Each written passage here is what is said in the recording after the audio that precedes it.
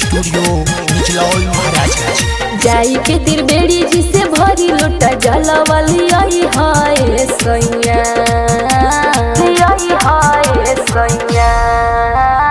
जाई के त्रिवेणी जी से भरी लोटा जला वाली आई हाय सैया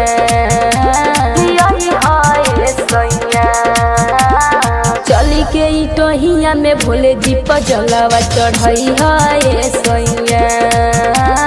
चली के टहिया में भोले जी पर जलावा चढ़ई हाय सैया चढ़ई हाय सैया चढ़ई हाय सैया टहिया के मेलावा में धनिया तोहके घुमाई बहो महाराजगंज से सीधे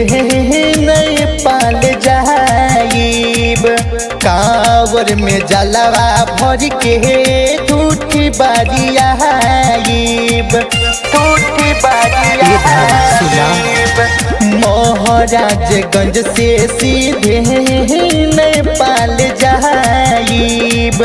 कांवर में जलवा भर के टूटी बारियाइब नी चलवल के रहिया जनी तू भुलाई हाय सैया भुलाई हाय सैया हे जी नी चलवल के रहिया जनी तू भुलाई हाय सैया भुलाई हाय सैया चली के टहिया में भोले जी पर जलावा चढ़ई हाय सैया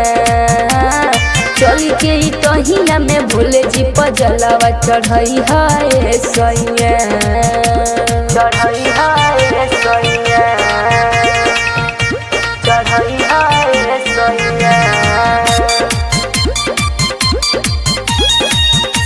Mohit recording studio Nichlaul Maharajganj. By Sunil Bhole ji पर जलावा चढ़ई हाय सैया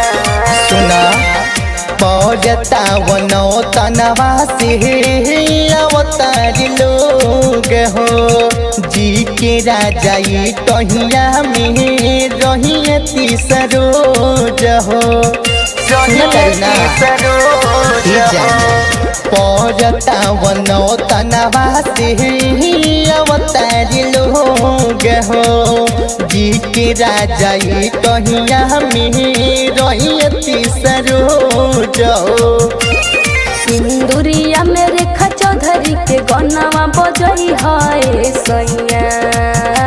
बजई हाय सैया घुटी पर सौनी मेरे खाजी के गन्नावा बजई हाय सैया बजई हाय सैया चली के टहिया में भोले जी पर जलावा चढ़ई हाय सैया